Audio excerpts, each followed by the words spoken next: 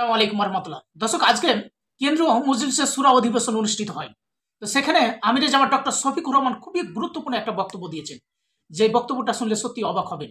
সেখানে তিনি বর্তমান রাজনীতি এবং স্বৈরাচারী হাসিনার শাসন আমলের জুলুম নিপীড়নের কথা তিনি তুলে ধরেছেন, আরও কিছু নসিহতমূলক বক্তব্য দিয়েছেন। তো আজকের এই আমিরে জামাতের বক্তব্যটি আসলে খুব গুরুত্বপূর্ণ। আপনাদেরকে অনুরোধ করব শুরু থেকে শেষ পর্যন্ত ধৈর্য সহকারে শোনা। তো আসুন আমরা বিস্তারিত আমিরে জামাতের এই বক্তব্যটি শুনি। السلام عليكم ورحمة الله. الحمد لله رب العالمين والصلاة والسلام على رسوله الكريم وعلى آله وصحبه وأهل بيته أجمعين. বাংলাদেশ জামাত ইসলামী কেন্দ্রীয় মজলিসের শুরুর আজকের এই অধিবেশন এমন একটি সময়ে অনুষ্ঠিত হতে যাচ্ছে যখন আমাদের প্রিয় জন্মভূমি এবছরের 5 আগস্ট একটি কাঙ্ক্ষিত পরিবর্তন উপহার হয়েছে। আমি আমার বক্তব্যের সূচনায় আরেকবার এই পরিবর্তনের মূল কারিগর, নায়ক, দেশে বিদেশে অংশগ্রহণকারী পরিবর্তনের সহযোদ্ধা, বিশেষভাবে যারা তাদের মূল্যবান জীবন জাতিকে এমন একটি কাঙ্ক্ষিত পরিবর্তন এনে দেওয়ার জন্য উৎসর্গ করেছেন, আমি তাদের প্রতি গভীর শ্রদ্ধা জ্ঞাপন করছি। মহান রবের দরবারে দোয়া করছি আল্লাহ তাদেরকে শহীদ হিসাবে পরিণত করুন।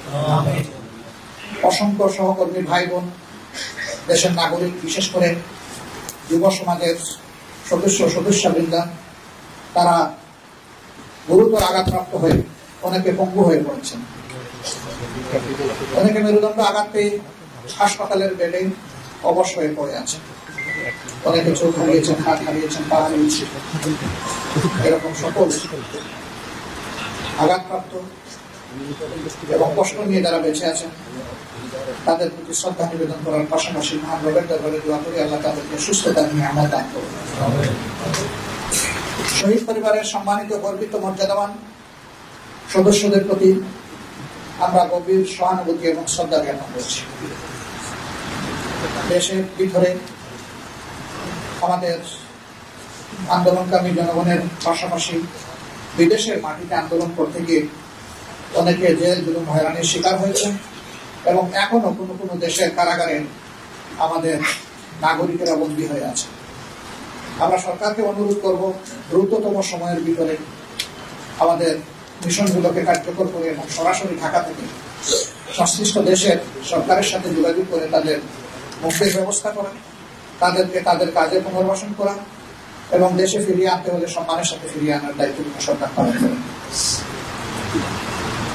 আমরা গভীর বেদনার সাথে লক্ষ্য করেছি গত 15.5 বছর টানা এই জাতির এক এক করে সব অধিকার হরণ করা হয়েছিল। বাঁচার অধিকার, ন্যায় বিচার পাওয়ার অধিকার, মত প্রকাশের অধিকার, কথা বলার অধিকার, সর্বোপরি তার নিজের মূল্যবান ভোটটি পছন্দের দল এবং প্রার্থীকে দেওয়ার অধিকার সবগুলোই কেড়ে নেওয়া হয়েছে। অনেক প্রতিভাবান মানুষকে রাষ্ট্রের বিভিন্ন গুরুত্বপূর্ণ দায়িত্ব থেকে জোর করে অবসরে পাঠানো হয়েছে, কাউকে কাউকে ওএসডি করে রাখা হয়েছে। এই সংখ্যা 17 হাজারের বেশি ছিল। আবার আন্দোলনের পক্ষে থাকার কারণে বিরোধী দলের অসংখ্য নেতাকর্মীকে ঠান্ডা মাথায় খুন করা হয়েছে। 2006 সালের 28 অক্টোবর লগিবইটার তাণ্ডব দিয়ে সেই হত্যাকাণ্ড শুরু হয়েছিল, আর 2024 সালের 5 আগস্ট পর্যন্ত সেই হত্যা এবং ধ্বংসলীলা বাংলাদেশের জনগণ এবং বিশ্ববাসী প্রত্যক্ষ করেছে। এই সরকারের কাছে জনগণের জান, মাল, ইজ্জত, আবরু কোনো ধরনের কোনো মর্যাদা ছিল না, কোনো নিরাপত্তা ছিল না। এই সকল নিরাপত্তাই কেড়ে নেওয়া হয়েছে।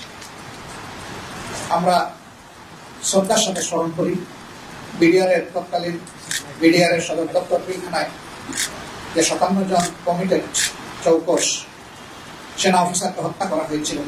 আল্লাহ তাদেরকেও শহীদের মর্যাদা দান করুন। এরপরে আঘাতটা দেওয়া হয়েছিল বাংলাদেশ জামাত ইসলামীর উপর।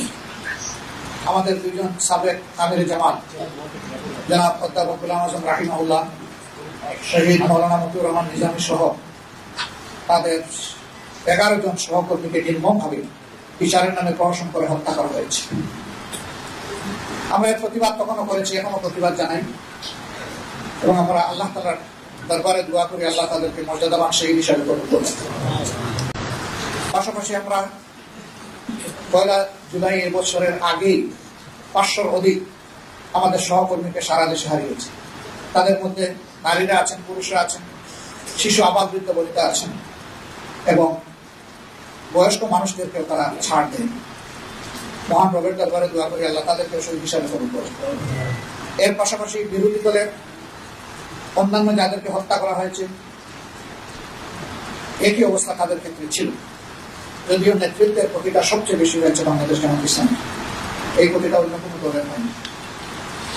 আমরা এরকম নির্যাতনের শিকার হয়ে স্বৈর শাসকের হাতে দুনিয়া থেকে যারা বিদায় নিয়েছেন তাদের আত্মার মাগফিরাত কামনা করছি এবং আল্লাহ তাআলার দরবারে তাদেরও শাহাদাত কামনা করছি। আমাদের দলের বাইরেও যারা পঙ্গু হয়েছেন, আহত হয়েছেন, অভিজ্ঞত হয়েছেন, বিভিন্নভাবে ক্ষতিগ্রস্ত হয়েছেন, তাদের জন্য মহান দরবারে কল্যাণের দোয়া করছি।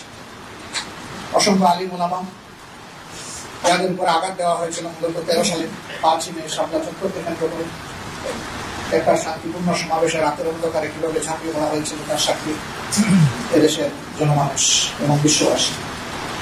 কতজন মানুষকে সেদিন খুন করা হয়েছিল তার হদিস আজও পাওয়া যায়। কোথায় তাদেরকে নিয়ে গায়েব করা হয়েছে লাশগুলো তাদের পরিবারটা জানতে পারে।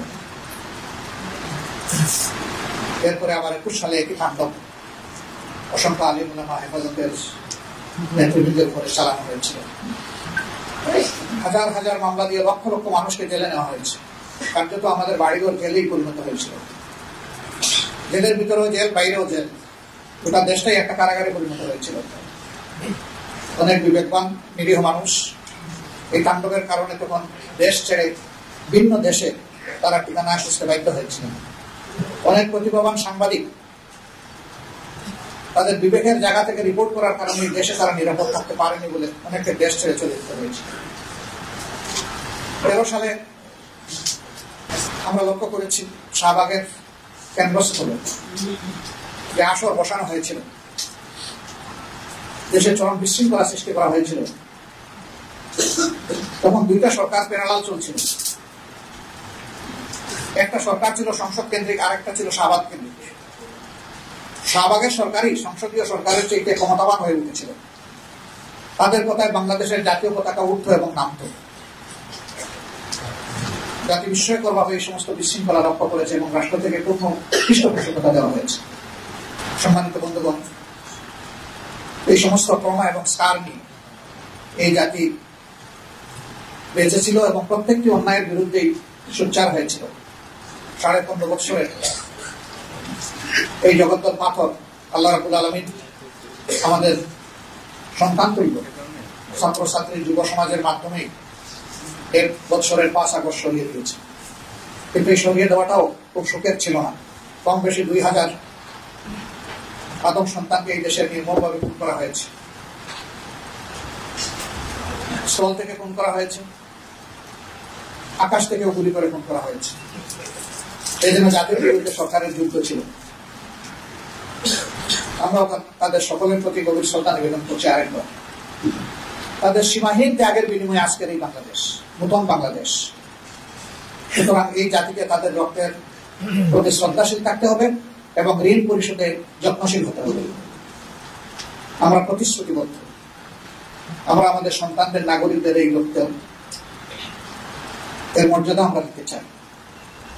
এর বিনিময়ে তারা যে স্লোগান দিয়েছিল, উই ওয়ান্ট জাস্টিস, আমরা ন্যায় বিচার সমৃদ্ধ একটি সমাজ চাই, বৈষম্যহীন একটা সমাজ চাই। সেই বৈষম্যহীন এবং ন্যায় বিচার সমৃদ্ধ সমাজ গড়তে হলে সুষ্ঠু নির্বাচনের মধ্য দিয়ে কাউকে না কাউকে দেশের দায়িত্ব তুলে নিতে হবে হাতে। এই সুষ্ঠু নির্বাচনকে সামনে রেখে আমরা বর্তমান ইন্টারিম গভর্নমেন্টের কাছে দাবি জানিয়েছিলাম যে আপনারা কতিপয় গুরুত্বপূর্ণ বিষয়ে আপনাদেরকে সংস্কার সাধন করে সুষ্ঠু নির্বাচনের জন্য সমতল মাঠ তৈরি করতে হবে। এর জন্য একটি রোডম্যাপ দরকার। এরপরে আমরা বলেছিলাম যে সংস্কারের এই মৌলিক বিষয়গুলা সম্পন্ন হওয়ার সাথে সাথেই নির্বাচন অনুষ্ঠানের পদক্ষেপ আপনাদেরকে নিতে হবে। আবারও আমরা একই কথা তাদেরকে বলব। পাশাপাশি সুষ্ঠু নির্বাচনের অন্যতম মৌলিক 2টি বিষয় অঙ্গাঙ্গিভাবে জড়িত। একটি হচ্ছে রাষ্ট্রের সকল প্রাপ্তবয়স্ক নাগরিককে ভোটার তালিকায় অন্তর্ভুক্ত হওয়ার সুযোগ সৃষ্টি করে দেওয়া। দ্বিতীয়টি হচ্ছে বিগত সরকার জুলুম করে বহু জায়গায় তৎকালীন বিরোধী দলে যারা ছিলেন তাদের এলাকাগুলোকে টার্গেট করে আসন সংখ্যা কমিয়ে দিয়েছে, আসন পুনর্বিন্যাসের নামে জুলুম করেছে। এগুলাকে আবার পুনর্বিন্যাস করা লাগবে বিবেক এবং বাস্তবতার আলো। এই ভোটার তালিকায় আমরা নিশ্চয়ই সবাই একমত হব। গত 3টি ভোট পর কোনো ভোটই না হওয়ার কারণে এদেশের মানুষ ভোটের প্রতি তাদের আস্থা হারিয়ে ফেলেছিল। অসংখ্য যুবক যুবতীর বয়স হয়েছে ভোট দেওয়ার, কিন্তু তারা ভোটার হওয়ার আগ্রহী তারা অন্তরে ধারণ করত না। যে যুব সমাজের মাধ্যমে এই পরিবর্তন এসেছে, তাদের প্রতিটা ব্যক্তিকে এবার ভোটার তালিকায় অন্তর্ভুক্ত করতে হবে এবং তার জন্য প্রয়োজন হচ্ছে বাড়ি বাড়ি গিয়ে এই ভোটার তালিকা হালনাগাদ করা। এর জন্য যৌক্তিক যে সময় লাগবে সেটা অবশ্যই সরকারকে আমরা দেওয়ার পক্ষে। আমরা বিলম্বিত বা দীর্ঘায়িত সময় নয়, যৌক্তিক সময়টাই দিতে চাই। পাশাপাশি এবারকার এই যুদ্ধটা ফ্যাসিস্ট সরকারের বিরুদ্ধে শুধু দেশবাসী করে নাই, প্রবাসে আমাদের যে সমস্ত নাগরিকরা আছেন তারা সমানতালে আমাদের সাথে যুদ্ধ করেছে। আমরা তাদের প্রতি শ্রদ্ধাশীল। তাদেরকেও ভোটার তালিকায় অন্তর্ভুক্ত করতে হবে। তাদেরকে ভোটার তালিকায় অন্তর্ভুক্ত করার উদ্যোগ সংশ্লিষ্ট দেশের এমবেসির মাধ্যমে সরকারকে গ্রহণ করতে হবে। কেউ যদি দেশে এসে করতে চাইবেন, শুধু ভোটার তালিকায় অন্তর্ভুক্ত হওয়ার জন্য একজন নাগরিকের দেশে আসার প্রয়োজন নেই। বর্তমান আধুনিক প্রযুক্তির যুগে ওখানে থেকেই এটা সম্ভব। আমরা এও দাবি জানাই তাদেরকে যেন ভোটার তালিকা অন্তর্ভুক্ত করেই আগামী নির্বাচন সম্পন্ন করা হয়। প্রিয় দেশবাসী, দেশ যখন এই পরিবর্তনের পরে একটা ইতিবাচক ধারায় আগাচ্ছে, তখন আমরা লক্ষ্য করছি যে এই দেশকে অশান্ত করার জন্য পতিত স্বৈরাচার এবং তাদের দূষক দেশে বিদেশে তারা মাথা ছাড়া দিয়ে উঠেছে এবং তারা অনেকগুলা দুর্ঘটনা ঘটিয়ে এই সমাজকে অস্থির করতে চায়, অস্থিতিশীল করতে চায়। আলহামদুলিল্লাহ, বাংলাদেশের বিচক্ষণ দেশপ্রেমিক জনগণ ইতিমধ্যেই তাদের ফাঁদ বুঝতে পেরে তাদেরকে ব্যর্থ করে দিয়েছে। তাদের ষড়যন্ত্র আল্লাহ তাআলা ব্যর্থ করেছেন, এই জন্য আল্লাহর দরবারে শুকরিয়া দেন। তাদের এই অপপ্রয়াস জাতিকে আরেকবার মজবুত ভাবে ঐক্যবদ্ধ করে দিয়েছে। আমাদের প্রতিপক্ষ যদি এটা বুঝতে পারে এই দেশের মানুষ আর কারো কাছে অসহায়ভাবে আত্মসমর্পণ করবে না এবং কোনো চোখ রাঙ্গানিকে পরোয়া করবে না, তাহলে তাদের জন্য এবং আমাদের জন্য কল্যাণকর। আমরা একটা সুন্দর শান্তিপূর্ণ মানবিক দেশ চাই, আমরা একটা দুর্নীতিমুক্ত দেশ চাই, আমরা একটা জাস্ট সোসাইটি চাই, সুবিচারপূর্ণ একটা সোসাইটি চাই এবং আমরা আমাদের যুবকদেরকে এদেশের উন্নয়নের কারিগর হিসেবে আমরা প্রতিষ্ঠিত করতে চাই। সমাজ পরিচালনার দায়িত্ব আমরা ক্রমান্বয়ে তাদের হাতে তুলে দিতে চাই। সেই বাংলাদেশ গঠনে, এমন একটি নতুন বাংলাদেশ, মানবিক বাংলাদেশ গঠনে আমরা নারী পুরুষ নির্বিশেষে সকলের প্রতি সম্মান রেখে সকলকে মর্যাদার আসনে প্রতিষ্ঠিত করার লক্ষ্যে আমাদের যে প্রয়াস, সেই প্রয়াসে আমরা দেশবাসীর পরামর্শ চাই, দোয়া চাই, ভালোবাসা চাই, সমর্থন চাই, পাশে চাই, সাথে চাই। আমরা আশাবাদী প্রিয় দেশবাসীর সহযোগিতা পেলে ইনশাআল্লাহ একটা কাঙ্ক্ষিত বাংলাদেশ গঠন করা সম্ভব হবে। এই জন্য আমরা দেশপ্রেমিক সকল শক্তির প্রতি উদাত্ত আহ্বান জানাবো। জাতীয় স্বার্থের জায়গায় আমরা যেন কখনো বিভক্তিতে লিপ্ত না হই, বরঞ্চ আমরা যেন ঐক্যবদ্ধ থাকি। জাতি ঐক্যবদ্ধ থাকলে জাতির বিরুদ্ধে যারা ষড়যন্ত্র করবে তারা অবশ্যই ব্যর্থ হবে, আল্লাহ তাদেরকে ব্যর্থ করে দেবেন ইনশাআল্লাহ। তাই আরেকবার আমি জাতিকে জাতীয় স্বার্থে দল মত ধর্মের ঊর্ধ্বে উঠে ঐক্যবদ্ধ থাকার আহ্বান জানিয়ে আমার উদ্বোধনী কথা এখানেই শেষ করছি। আল্লাহ হাফিজ। বাংলাদেশ জিন্দাবাদ। বাংলাদেশ